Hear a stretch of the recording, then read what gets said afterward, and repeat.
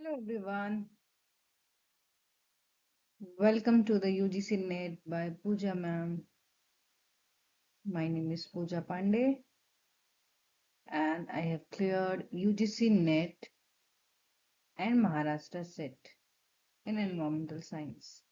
आज हम eutrophication concept and PYQ दोनों देखने वाले हैं।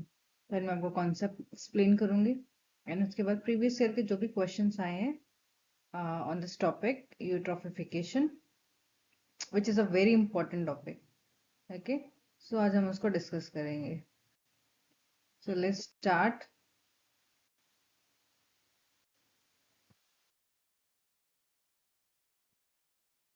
यूट्रॉफिफिकेशन क्या होता है एक्चुअली?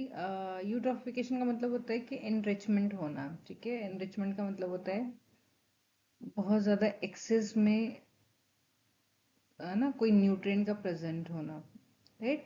उसको हम बोलते हैं eutrophication, excessive nutrient enrichment of water body. So any body, water का कोई भी बॉडी हो सकता है, it may be a pond, it may be a lake.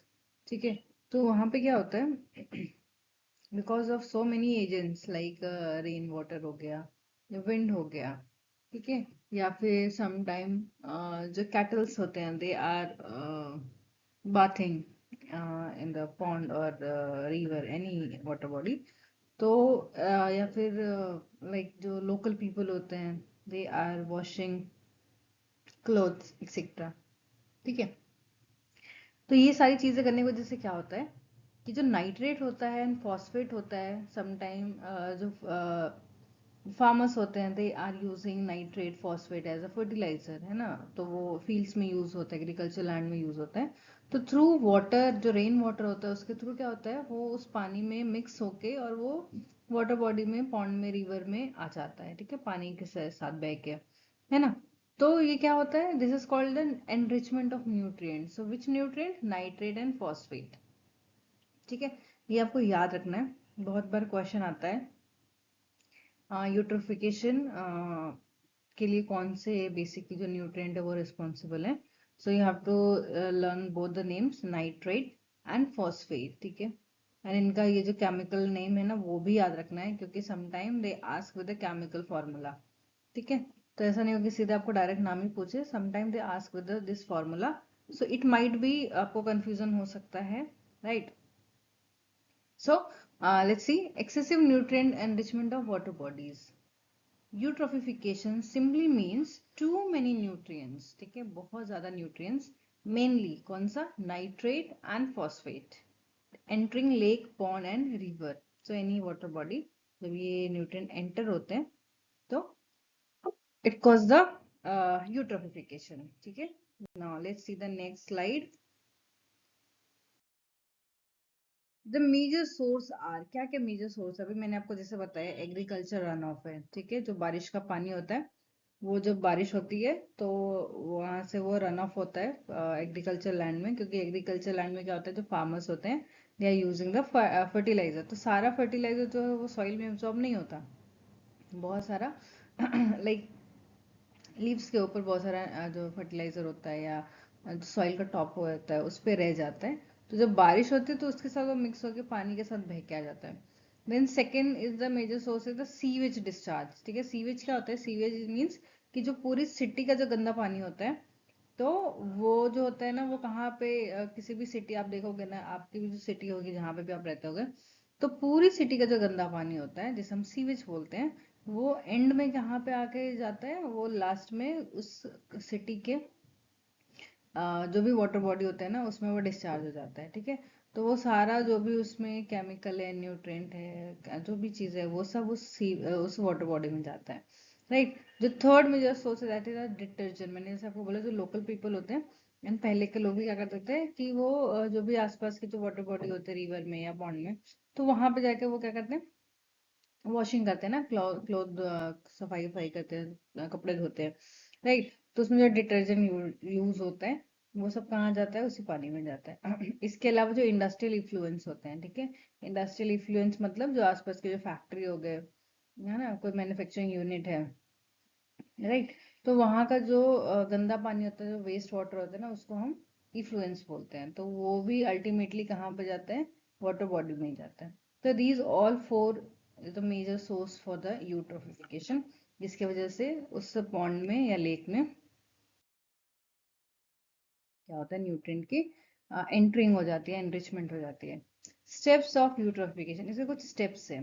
Okay, तो now the first step is the nutrient enrichment. सबसे पहले क्या होता है, कोई एक अच्छा पॉन्ड है, सपोज एक बहुत ही फ्रेश सा पॉन्ड है, तो वहां पे क्या हो रहा है, वहां के जो विलेजर्स हैं वहां पे कपड़े वपड़े धो रहे हैं, अपने कैटल्स को नहला धुला रहे हैं, तो इसकी वजह से क्या होगा, उसमें न्यूट्रिएंट जा रहा है जो भी वो यूज कर रहे हैं, केमिकल यूज कर रहे हैं। देन बारिश वारिश आया, और जो भी आसपास का खेत वेत थे वहां के जो फर्टिलाइजर यूज किए गए थे, वो सब वो बारिश के पानी में मिक्स होता है, और वो सब उसी रिवर में, उस पॉन्ड में चला जाता है। ठीक है, इसके अलावा वहां पे सपोज कोई छोटा मोटा कोई फैक्ट्री है, कोई मैन्युफैक्चरिंग यूनिट है, तो उसका जो गंदा पानी है वो भी क्या कर रहे हैं, वो डायरेक्टली उसी पॉन्ड में डिस्चार्ज कर रहे हैं। ठीक है, तो इसकी वजह से क्या हो गया, उस पॉन्ड का क्या हो गया, एनरिचमेंट हो गया, उस पॉन्ड में बहुत ज्यादा एक्सेस अमाउंट में न्यूट्रिएंट आ गया, राइट, यानी कि नाइट्रोजन और फॉस्फोरस जो है उसमें आ गया। This is the first step. Now next क्या होगा, तो जब वो न्यूट्रिएंट है तो उस न्यूट्रिएंट का होगा क्या, तो वो जो न्यूट्रिएंट है ना, वो किसी के लिए फूड है, किसके लिए, एल्गीज के लिए। ठीक है, आपने देखा होगा समटाइम कि बहुत कॉमन है ये, कि कोई रिवर, कोई आपको पॉन्ड ऐसा दिखता होगा जो उसका जो सरफेस होगा, it looks very green.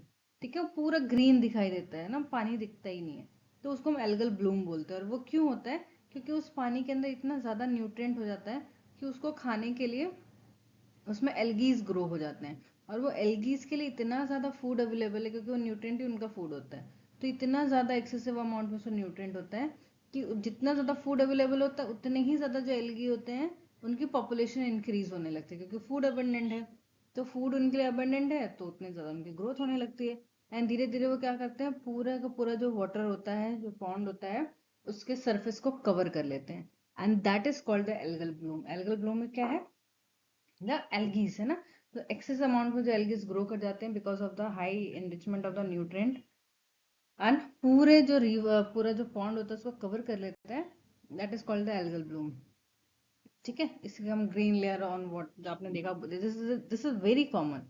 Okay, you can see somewhere, आपको ऐसा पॉन्ड वगैरह दिखेगा ना किसी भी रूरल एरिया वगैरह में, तो you can easily find out कि एल्गल ब्लूम क्या होता है। Okay, now next is the step 3, depletion of oxygen. है, इसमें क्या होगा कि जब क्या हुआ कि जो न्यूट्रिएंट था, है ना, उसकी वजह से क्या हो गया, एल्गीज ग्रो हो गए। तो एल्गी ग्रो हो गए क्यों, क्योंकि वहाँ पे बहुत ज्यादा उनके लिए न्यूट्रिएंट था, उनके लिए फूड था, तो बहुत ज्यादा उनकी पॉपुलेशन ग्रोथ हो गई, पूरा का पूरा सरफेस उन्होंने क्या कर लिया, कवर कर लिया।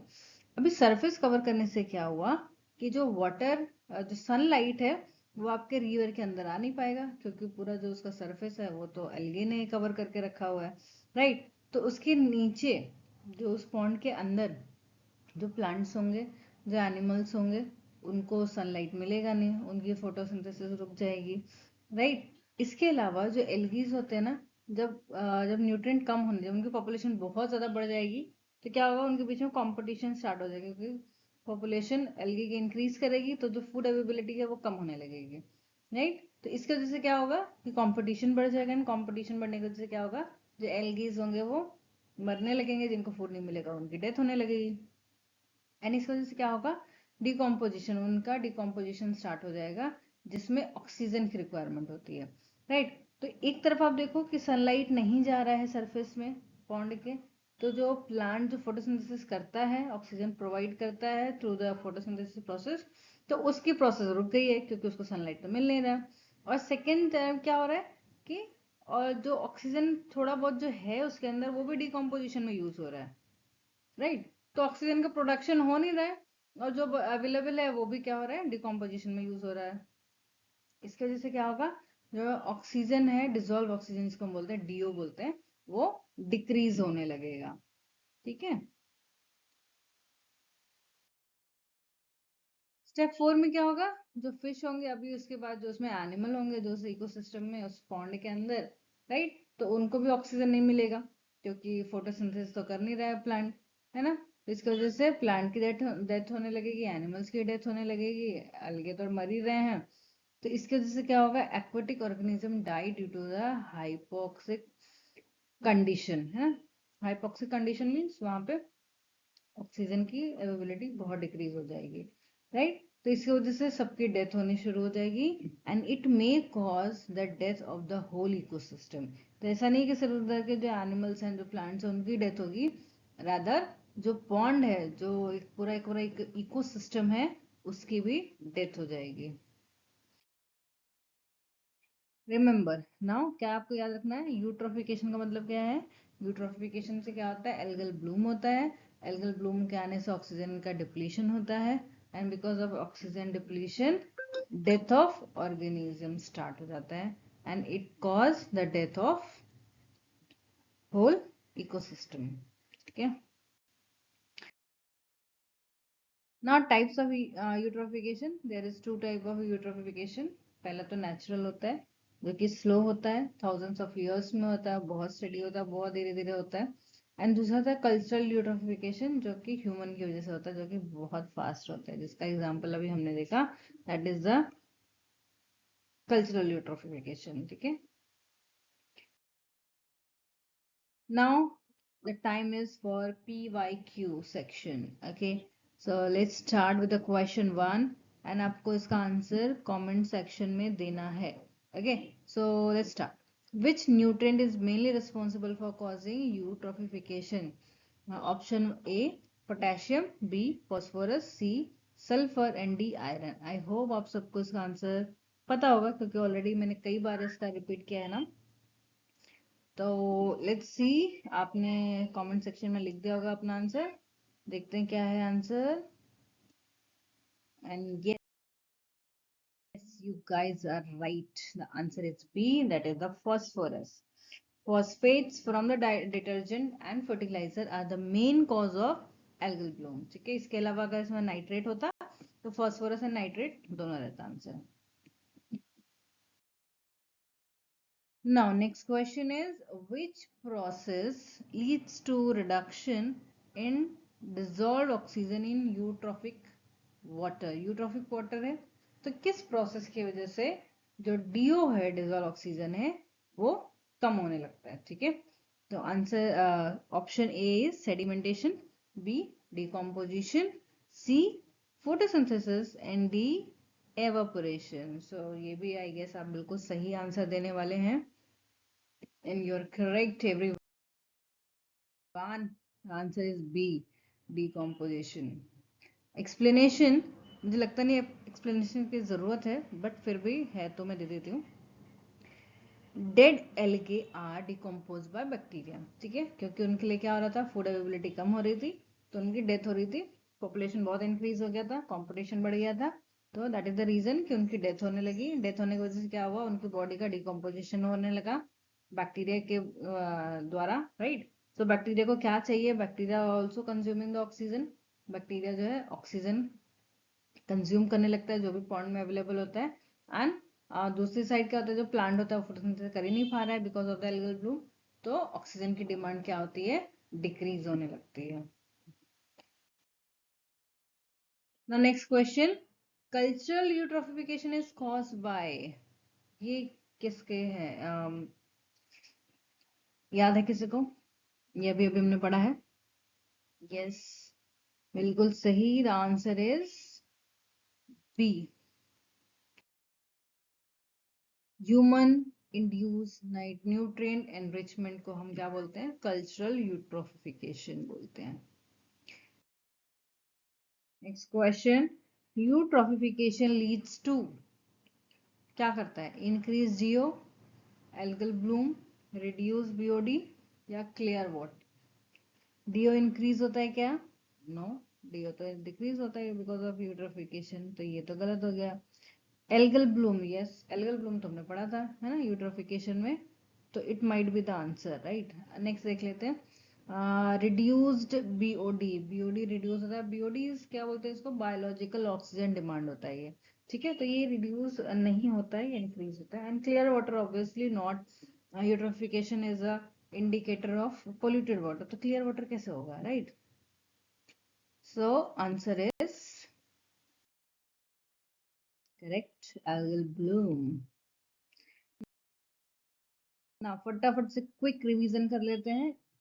Eutrophication equals to nutrient enrichment को ही हम क्या बोलते हैं, यूट्रोफिकेशन बोलते हैं. क्या कॉज करता है, नाइट्रोजन, नाइट्रस एंड फॉस्फोरस. ठीक है. Leads to algal bloom, cause करता है एल्गल ब्लूम, जिसका वजह से डीओ, डिजोल्व ऑक्सीजन लो हो जाती है एंड फिश की डेथ होने लगती है. नॉट ओनली द फिश, जो भी इसमें और लिविंग ऑर्गेनिज्म होते हैं सबकी डेथ होने लगती है. Then phosphorus is the most responsible nutrient. ठीक है. सबसे ज्यादा कौन है responsible for eutrophication, that is the phosphorus. Cultural eutrophication क्या होता है, जो ह्यूमन कॉज करता है.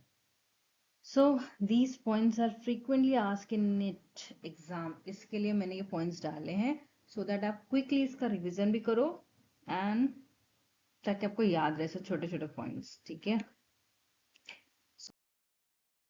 So thank you very much everyone for watching my video. I hope आपके लिए ये informative रहा होगा वीडियो. एंड अगर आपको कोई भी सजेशन है या आपको कुछ भी नहीं समझ में आ रहा है, कोई टॉपिक है जिसका आपको एक्सप्लेनेशन चाहिए, तो you can write in the comment section and मैं नेक्स्ट वीडियो उस पर बनाऊंगी.